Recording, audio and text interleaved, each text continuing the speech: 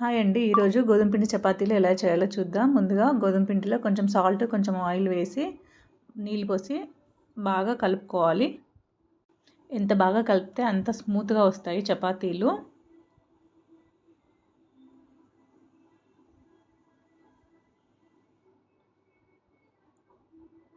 ఇలా మెత్తగా కలుపుకొని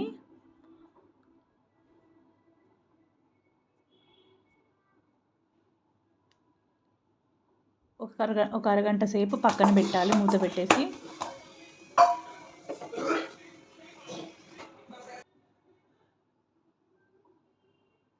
తర్వాత ఇలా చూపించిన విధంగా చేసుకొని పొడిపిండి వేసుకుంటూ రౌండ్గా చపాతీలా చేసుకోవాలి.